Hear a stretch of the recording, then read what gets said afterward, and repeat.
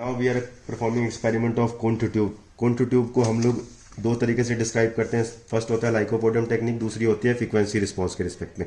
तो हम लोग क्या कर रहे हैं, फ्रीक्वेंसी रिस्पांस में कर रहे हैं। फ्रीक्वेंसी के लिए क्या है, हमारा यहाँ पे एक स्पीकर सेक्शन है, आपको स्पीकर दिखेगा, ये स्पीकर है। इस स्पीकर को आपने इस फ्रीक्वेंसी के थ्रू ऑपरेट करना है। ये फंक्शन जनरेटर एक्सटर्नल अप्लाई करना है, जिससे यहाँ से फ्रीक्वेंसी इसके अंदर जाएगी। उस फ्रीक्वेंसी के हिसाब से साउंड प्रोड्यूस करेगा। उस प्रोड्यूस के हिसाब से इसमें क्या होगा, नोड्स बिल्डअप होंगे। तो जो नोड्स हैं वो ये हमारा डिटेक्टर माइक्रोफोन है, वो रीड करेगा with respect to their sound vibration. तो हम लोगों ने क्या करना है, सबसे पहले इनिशियली इस सेंसिंग प्रोब को इस पोजीशन पे रखना है, मैक्सिमम पे।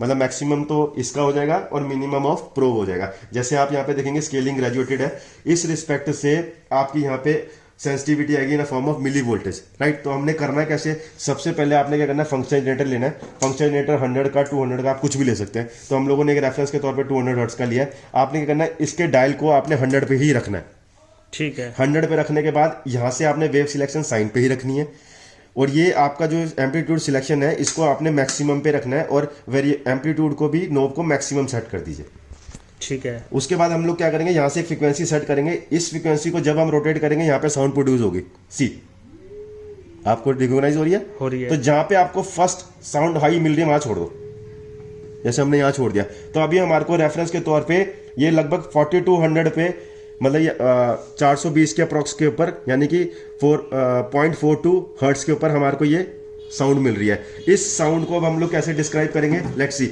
जैसे जैसे मेरा माइक्रोफोन ट्रैवल करेगा, उस माइक्रोफोन के हिसाब से यहाँ पे सेंसिटिविटी वेरी करेगी in form of milli volt. Let's see, ये देखिए। अच्छा, हम इसको वापस कर रहे हैं।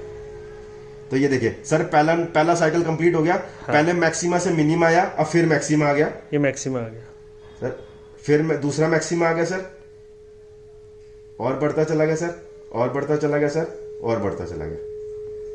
ये अब मिनिमम, ये मिनिमम आ गया सर। इसमें दो नोड आपके बीच लग गए। फर्स्ट यहाँ पे नोड बना, दूसरा नोड इतना बड़ा था, तीसरा नोड और छोटा था, तो ये तीन नोड इसके इस पर्टिकुलर फ्रीक्वेंसी पे बिल्डअप हुए। अब हम लोग क्या करेंगे, इसी को द्वारा आगे लेके जाएंगे अगेन, ठीक है।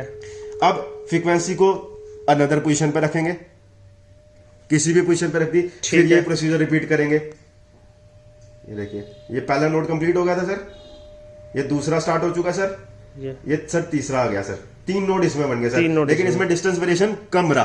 तो आपने वही नोट करना है कि पर्टिकुलर फ्रीक्वेंसी के बीच में, जितना डिस्टेंस वेरी कर रहा है, तो साउंड की इंटेंसिटी कितने रेलेवेंट पे आ रही है और कितने पीक को बना रही है। Peak in a form of lambda variation होता है इन एयर, जैसे कि हमारे इन अ फॉर्म ऑफ हम साउंड यहाँ पे डिटेक्ट कर पा रहे हैं। उसके बाद आपने क्या करना है, इसका कोएक्सियल ग्राफिकल बनाना है, डिस्टेंस वर्सेस एम्पलीट्यूड रिलेटिव्स का, यानी कि कंसेक्यूटिव कितना मिला। इसी तरीके से आप फ्रीक्वेंसी को वेरी करते जाइए और इस प्रोसीजर को रिपीट करते जाइए। Thank you.